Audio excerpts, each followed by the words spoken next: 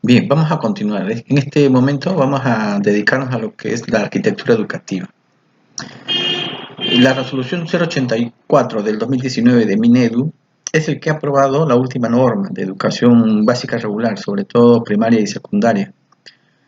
Esta norma, que deroga todas las anteriores, indica algunos aspectos que los vamos a debatir, los vamos a considerar, porque me parece, en términos generales, que no está bien encarada técnicamente, o sea, desde el punto de vista arquitectónico. Políticamente puede ser interesante, pero esta norma, que abarca tanto las instituciones públicas como las privadas, engloba una serie de dificultades que lo vamos a pasar a demostrar enseguida. Por ejemplo, uno de sus puntos dice sobre los terrenos y clasifica los terrenos educativos como terrenos en tres categorías: uno completamente delimitado, uno con alguna posibilidad de actividades al aire libre, y otras con todas sus instalaciones completas. Acordémonos que nosotros, como especialistas en educación e infraestructura educativa, no estamos hablando de paquetes sin crecimiento, como si fuera el ingreso a la universidad, que todos los años son 50, 50, 50, 50, 50 y eternamente 50. La secundaria no es así, la primaria tampoco. La primaria, la secundaria y educación inicial va creciendo en función del crecimiento poblacional. Si la población aumenta, va a haber más demanda de aulas.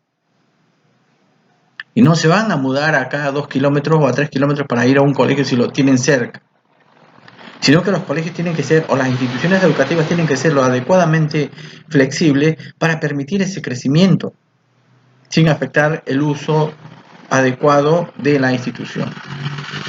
¿Me entiendes? Entonces, todas las instituciones públicas, cuando se dedican al sector de educación, sea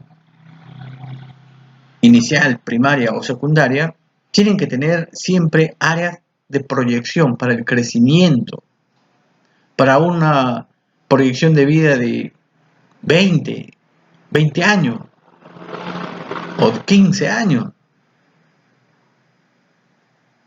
Porque si no, pasa lo que pasa con las viviendas. ¿Qué sucede con las viviendas? Tienes tu vivienda cuando inicias, amplio, cómodo, va creciendo la familia, resulta que no se fue ni el hijo ni el nieto, se fueron, quedan saturando los espacios, la vivienda no tiene posibilidad de crecer, porque ha sido pensado como una vivienda unifamiliar. Por lo tanto, al final te quedan hacinados completamente. Los cuartos que se convierten en departamentos, que le agregan entradas independientes con escalera en lugares no previstos, o hay cambios de uso, que en la parte de abajo se convierte en comercial, y viene la desgracia, ¿no?, de las situaciones no planificadas, no pensadas. En este caso pasa lo mismo, y lo peor de todo es que lo hace el Estado. El sector de educación, cuando plantea esto, se ha fijado en un target de tener instituciones educativas informales en terrenos pequeños. Así de simple. Y la idea no es esa. Entonces, cuando hablamos de funcionalidad, tenemos que tener un horizonte hacia adelante, tenemos que tener una perspectiva. No es solamente un aspecto netamente comercial. Entonces, hay que ver, el tema de los terrenos hay que analizarlo completamente. Los terrenos tienen que tener proyección. El índice de ocupación del espacio con respecto a las áreas libres también se tiene que mantener. Porque si yo tengo mi 30% de área libre en este momento, cuando aumente la población, va a aumentar la superficie de metros cuadrados cubiertos y va a requerir mayor cantidad de espacio libre para esas nuevas personas que están ingresando. O no, o se van a quedar en el salón ahí para el recreo. No te pases. Esta es una situación que se tiene que pensar desde el comienzo. Entonces, desde el diseño tenemos que hablar de la funcionalidad, tanto desde el espacio físico como institución y lo que significa. Si bien las instituciones privadas, también las públicas, pueden tener identidad en el barrio, pueden entrar en convenio para utilizar algunos equipamientos barriales, losas deportivas, campo deportivo, áreas de parque, áreas de recreación, porque son interesantes y están cerca, menos de 5 minutos caminando. También tienen otro problema. Muchos cierran las calles y hacen ejercicio en las calles, corriendo el riesgo de que los estudiantes puedan sufrir algunas consecuencias. Aquí cerca hay una institución educativa que un poquito más y aparece una granja de pollos, porque coloca uno encima del otro, pobrecito, las aulas, y eso que tiene un terreno grande cerca también de 3.000 metros cuadrados, donde podría haber construido una infraestructura educativa adecuada con proyección. Sin embargo, los chicos pobrecitos todos los días los veo cruzando las calles, en grupos, si bien hay un docente, pero ese docente no puede estar en todas, puede controlar a los chicos que están adelante o a los que están atrás, pero no simultáneamente. Es complicado y no está adecuado a los criterios de una buena infraestructura educativa. Entonces, cuando se habla de funcionalidad con respecto a las instituciones educativas, como institución tiene que poner esos reparos. Vamos a ver qué sucede con otro punto. El otro punto se refiere a las aulas o los talleres con respecto a la funcionalidad. Tenemos una tipología muy metida en la cabeza y que tenemos que evacuarlo. Así, de una. ¿Cuál es el tema? El tema es que siempre hemos hecho nosotros las aulas formando patios. O sea, en su momento era válido porque correspondía a una tipología de claustro. Y ese claustro era tipología, digamos, religiosa, los templos, donde antiguamente se daban las clases o se enseñaban las clases teológicas y hacia la comunidad, ¿no es cierto? Acuérdense los jesuitas con sus templos, sus conventos, que eran centros educativos antes de las universidades, y todos eran claustros, así, encerrados, ¿no? Tipo patio. Y esa tipología se fue quedando, se fue quedando, se fue quedando, hasta que nos hemos dado cuenta de que, evaluando una infraestructura educativa, donde los chicos son muy dinámicos, muy activos, no pueden tener la tranquilidad suficiente para recibir sus clases de manera adecuada. ¿Por qué? Porque el tema de funcional no es adecuado. ¿Por qué? Porque son zonas de mucho ruido, los patios, que están pegaditos a las áreas de pedagógicas. Entonces, cualquier ruido que haya acá molesta la funcionalidad del aula, molesta la funcionalidad del taller. Entonces tengo que separarlos, o coloco las áreas pedagógicas por un lado, con sus espacios libres, ventilación, lugares de estudio al exterior, lo que sea, su expansión, lo que sea, y las áreas de patio de recreación por otro sector. Los tengo que separar por grados de privacidad, por sonoridad. ¿No es cierto? También hay otro tema que es importantísimo dentro de una institución educativa. Estas aulas tienen que tener buena iluminación. Ojo, iluminación, que no es lo mismo asoleamiento. Si tus aulas están orientadas de norte a sur y tus ventanas están al este y al oeste, fuiste. ¿Por qué? Porque tienes la mayor radiación solar en este sentido y en este otro sentido que te afecta. No puedes tener encandilamiento ni tampoco que te dé el sol directo. Por eso es que en algunos lugares le ponen cortinas y después de ponerle las cortinas prenden las luces. O sea, qué contradicción, ¿no es cierto? En vez de usar parasoles naturales o parasoles verticales, de acuerdo a la disposición del sol, a la orientación, para conseguir esa iluminación pareja que uno pretende en el ambiente, ¿no? Entonces, eso es funcionalmente con respecto a las aulas y a los talleres. Pero también hay otro tema funcional en las aulas. El docente generalmente imparte varias formas de clase, varios tipos de clase. Ustedes deben haberlo visto en el taller. Las aulas de clase pueden ser dirigidas. Esas aulas dirigidas son las aulas teóricas, donde el ángulo visual del observador, del estudiante, forma un ángulo de 60 grados, así, ¿no es cierto? 30 simétrico para ambos lados, así. Y de ese ángulo que está ahí, los lugares más desventajosos son los que están al fondo y al rincón, a donde a muchos de ustedes les encanta ir, al rincón, que no se ve bien, no se escucha bien, por lo tanto no están escuchando la clase y están en otra, están chateando. Entonces, ¿qué tenemos que hacer? Primero, acercar la distancia óptima a nivel auditivo para la recepción y la nitidez de la expresión del docente llega hasta los 8 metros aproximadamente, desde el punto focal que está adelante, para que pueda dar sus clases, ¿no? Y el tamaño de la visibilidad con respecto a las letras que escribe el profe, esos gráficos que hace Grover en la pizarra, que después al final de la clase no se entiende un caramelo, nos va indicando que tenemos que tener un ángulo visual y una distancia visual y sonora para que podamos apreciar las clases. Entonces 8 metros es una distancia adecuada. Pero hay un problema. Hay clases y clases, ¿no es cierto? Hay clases donde yo tengo que proyectar diapositivas. Entonces las diapositivas generalmente se están utilizando esas aplicativas en el techo, pero tiene que ser así. Siempre la imagen tiene que salir chiquita al fondo, que de tal manera que atrás no se ve ni un caramelo. Esa pantalla que está arriba, ese proyector que está, no se puede girar para que enfoque otra parte de la pared y que yo pueda tener una imagen mucho más grande, o armar los asientos del aula para tener una clase diferente. Entonces hay que ver la forma como agrupar, ¿cierto? Entonces no es solamente decir coloco el aula de tanto por tanto, el modulito que da PRONIED o que da OINFO, el Ministerio de Educación, de 780 por 780 y digo, ahí se acabó. No es así. Puedo tener mis clases teóricas, por un lado, puedo tener aulas de clases magistrales, puedo tener aulas flexibles que se puedan abrir las paredes, correr las paredes para integrar aulas más grandes, mayores.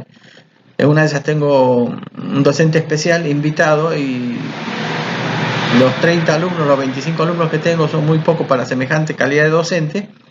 Se podría desperdiciar horas temáticas de algunos temas importantes que domine el especialista. Puedo integrar las aulas, entonces puedo tener el doble de audiencia. O puedo estar interconectado de manera digital con todas las aulas, de tal manera que en un aula hago mi clase y en todas las demás aulas se replican. Y me pueden mandar preguntas directo de cada una de sus aulas. Somos del aula quinto B. Por lo tanto, nuestra pregunta es lo siguiente. Yo opino tal, y el profe tranquilamente desde su aula magistral puede ir explicando. Entonces, ese tema del límite de la cantidad de los alumnos también es relativo de acuerdo al medio, cómo se van a dar las clases. Tenemos que tener en cuenta de que ya no estamos en la edad de piedra. Ahora estamos en una edad de la informática, la robótica y la cibernética, la era de la tecnología. Y eso no viene de este momento, viene de hace rato, en otros países se están dando hace rato. Entonces, ahí funcionalmente podemos decir que para que un espacio funcional, sea las aulas, sea el taller, lo primero que tengo que tener en cuenta es qué tipo de clases se va a dar. Si va a ser polivalente, si va a ser temático, si va a ser una clase magistral. Ustedes deben haber visto a lo mejor en algunas películas que por qué las aulas no tienen desniveles y el de atrás puede ver. Claro que sí, porque el del fondo le está viendo la nuca al compañero que está adelante. No lo deja ver. Entonces, ¿por qué no puede ser así? Claro que sí. Entonces, desde el punto de vista funcional, las aulas deben responder justamente a eso, ¿no? A la transferencia de enseñanza-aprendizaje. Ahora hay otro temita con respecto a las aulas. ¿Por qué las aulas tienen que tener paredes? ¿Acaso no han visto algunas investigaciones o no han leído algunas investigaciones de los especialistas o incluso de especialistas en educación, como la que fue la ex ministra Salas, decía que la enseñanza puede ser en cualquier espacio, no tiene por qué ser en un aula taller? Y lo decía por múltiples factores. Históricamente se ha demostrado de que el conocimiento se transmite de manera oral entre sus pares, en un patio, en una plaza, en una mesa de café, en una montaña, sentados. Fíjense ahora los docentes que están saliendo en los noticieros porque la señal de internet no les llega. ¿Cómo están haciendo sus clases? El docente está en medio de la cordillera y lo hace muy bien. Entonces, cualquier lugar de la institución educativa tiene que ser pensado ya no como que te queda un espacio residual, amorfa, sino que puede tener alguna conformación como para que también ahí se puedan realizar las clases. Imagínate las aulas de los primeros años, primer grado, segundo grado, en primaria, ¿no es cierto? Son los chiquitos que recién están pasando del jardín de educación inicial. Que yo le haga una clase de lengua, contarle los cuentos, lo puedo sacar al patio, puedo recrear, con plantas, con vegetación, puedo armar mi escenario de manera natural. Y nuestras cordilleras, nuestro interior, el desnivel topográfico es muy importante, que te condiciona. ¿Y qué es lo que hacen los sinvergüenzas de OINFE? O de PRONIED, o los consultores, O estas constructoras del Club de la Construcción, ¿qué es lo que hacen? A ellos les interesa ganar plata de una manera alevosa, sin importarles lo que están haciendo. ¿Por qué no aprovechan el desnivel del terreno para crear terrazas de enseñanza, y acá coloco una actividad, otra actividad y otra actividad y lo voy rampeando para poderlos conectar? Ellos están acostumbrados a vivir en pueblos que están inclinados. ¿Qué es lo que hacen estos tipos? Lo aplanan así, de esta manera. Ponen el piso plano y un muro de contención como los de la invasión. De 3 pisos, 4 pisos. Pobrecito, se cae. Mucho esfuerzo, mucho material, mucha armadura. El empuje lateral de la tierra hace que estos muros de contención vibren y ponen en riesgo a la población. Entonces, si yo no me adecuo a la topografía, estoy desperdiciando muchas posibilidades de diseño. No conocer el país es importante. ¿Por qué? Porque te limita en tu capacidad de diseño. Tecnologías locales. Hay que mejorarlas, hay que racionalizarlas, hay que sistematizarlas. Cuando hablas en tu segunda pregunta de flexibilidad de uso, claro que sí. ¿Tú crees que todo el día el profe enseña matemática? Enseña religión, enseña, qué sé yo, tantos temas. La flexibilidad de uso es importantísimo porque de acuerdo a la investigación que uno haga, es posible que yo las paredes que me dan al exterior los pueda abrir e integrarme con la naturaleza. Un día con un sol hermoso. No puedo tener mis clases al aire libre sin perjudicar al aula que está al costado. No puede ser flexible ese vano que se abra al exterior. No puede estar preparado ese exterior para no recibir sol directo, sino a través de tipo de pérgola. No esas pérgolas que acostumbramos a hacer, que le coloca una varilla de madera cada 60 centímetros, que no te protege nada. No, pérgolas como la gente, bien diseñadas, que tú puedas recibir clases al aire libre, o recibir clases de biología, de botánica, en contacto con la naturaleza. ¿Por qué no? Tienen que ser flexibles. Tiene que darle opción, tiene que darle oportunidades a que estas escuelas funcionen adecuadamente. Entonces, cuando hablan de flexibilidad espacial para las aulas de aprendizaje, claro que sí tienen que ser flexibles. Entonces, integrar internamente con otras aulas cuando hay mayor demanda, integrar al exterior para poder tener una expansión o dar clases al aire libre. Y también la flexibilidad en cuanto a las funciones. ¿Por qué? Porque unas aulas de 780 y 780 son elementos rígidos, y esos elementos rígidos que están ahí, si no están pensados para otras funciones, sería un presupuesto que queda ahí. Yo quiero hacer otra actividad, no lo puedo hacer. Por ejemplo, me refiero a lo siguiente: flexibilidad de aulas o de talleres. Si tengo un taller de música, secundaria, ojo, secundaria, no especializado. Si tengo un taller de pintura, ¿qué es lo que hacemos acá? Nada, es la misma carpeta, es la misma mesa, el mismo asiento, a veces hasta el mismo profe.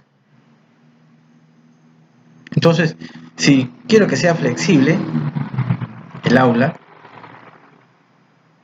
tengo que pensar esos múltiples usos. Entonces, capaz que tenga mesas móviles, esas mesas pesadas de equipamiento que sean móviles, que en algún momento los corra a un costado para dar mi clase diferente, mi clase magistral. Y cuando tenga necesidad de experimentar o de explorar algo, corro la mesa, voy acomodando y las sillas lo mismo. Entonces, las sillas y las mesas, esas sillas unipersonales, capaz que no hagan falta, capaz que tengan que ser otro tipo de silla, otro tipo de mesas, un equipamiento adecuado para que permita esa flexibilidad de uso, su fácil mantenimiento, ¿no es cierto? Entonces hay que tener cuidado. Y la otra pregunta, la número 3, y con eso cerramos este punto de la educación acotada por estos 3 puntos, pero sin embargo hay muchos temas más para tratar. Se habla de la simplicidad constructiva. Siempre en las clases les he manifestado de que existen 3 sistemas que intervienen en la producción de la construcción, ¿no?, de la industria de la construcción, ¿no es cierto? Primero, el aspecto funcional. Segundo, su modulación, cómo lo racionalizo, para ver, según el clima, de qué materiales lo voy a hacer. Y tercero, es su producción. Va a ser seriada, va a ser individual, va a ser en módulo sistémico. Por ejemplo, ustedes no han visto, pero han tenido la oportunidad de ver construcciones donde se van colocando las aulas con completita. Lo único que falta es que vaya todo el equipamiento pegado adentro y ya van instalando uno encima del otro.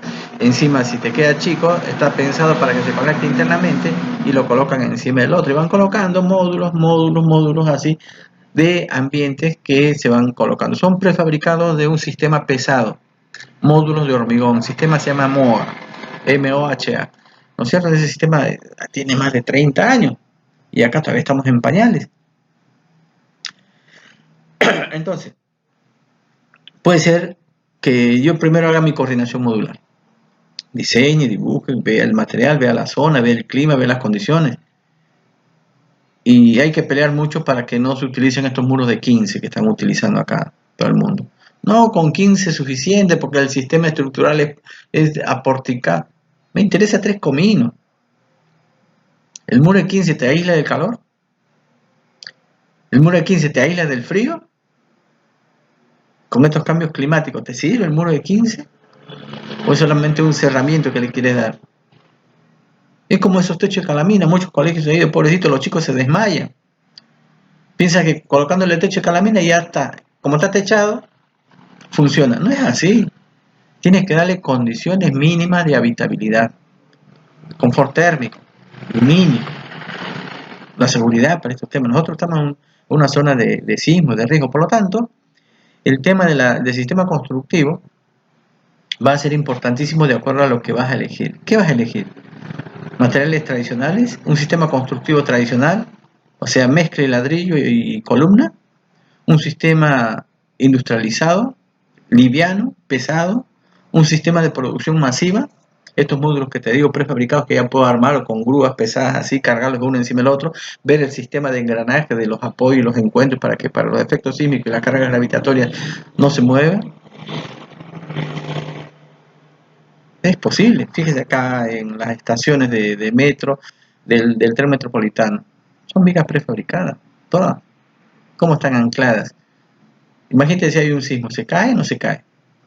Y si está pensado ese jueguito para que engrane bien, encaje bien, ¿no se puede usar el mismo sistema para las instituciones educativas? O puedo hacer panel, de última hago mis paneles, hago mi sistema independiente y hago mis paneles de concreto liviano para costa, paneles de concreto liviano para sierra y paneles, no sé si de concreto, pero para la selva también. Aunque para la selva podría ser otra situación muy importante. En la selva lo que tenemos es que existen muchas comunidades que se comunican exclusivamente por el río y los meandros. Pero muchas veces no es suficiente. De un lugar a otro, mientras haya agua, en la época de crecida, te puedes deslizar, pero cuando no hay agua fuiste. Entonces, ¿y si pensamos en colegios flotantes, escuelas barcos? Puedo proponer yo escuelas que cuando viene la crecida, floten. Y no se pierda las enseñanzas de las clases, van a recibir igual porque los chicos se transportan en peque-peque. Mis patios de recreo pueden ser flotantes, ¿por qué no? Entonces puedo tener una alternativa de mi escuela, mi colegio. Otra alternativa puede ser que haga mis escuelas barcos. Puedo recorrer, recogiendo los pueblos, porque acordémonos que en el interior la realidad es diferente. Para tener alumnos y contratar a los docentes, acá en la vida real, perdón, en la Vallejo, te dicen lo siguiente, de que para que un docente tenga habilitado su clase tiene que tener mínimo 15 alumnos. Miren, 15 alumnos. Ahora, imagínate eso en la selva. Junta 15 alumnos. Nunca vas a abrir un aula. Porque las poblaciones están tan dispersas que acá están 2 hermanitos, por allá hay 3, por allá hay 5. Entonces, y como la comunicación es por el río, puedes tener tu barco, lo vas levantando en las mañanas, lo levantas a los chicos, das tus clases y los regresas en las tardes a los chicos. Una forma de tener escuelas. ¿Por qué no? Sí, se puede. Sí hay hospitales barcos. Hay barcos que van llevando medicinas, le van llevando el tema de ¿cómo se llama? De la que le pagan los viejitos que reciben su bono del Estado. ¿No es cierto? Entonces, ¿por qué no?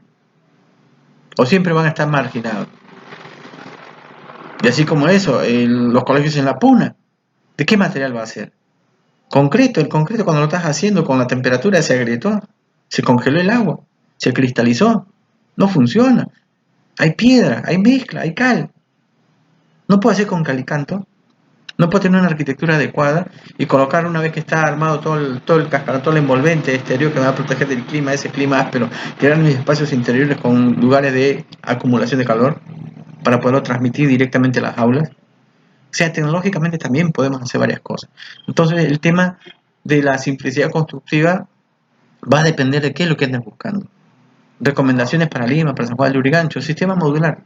Pero el sistema modular con respecto a qué?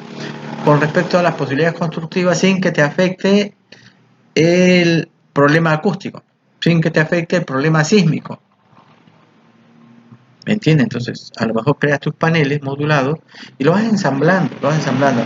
Panel ventana, paneles para el oeste, por ejemplo, para el este, para no tener ese encandilamiento.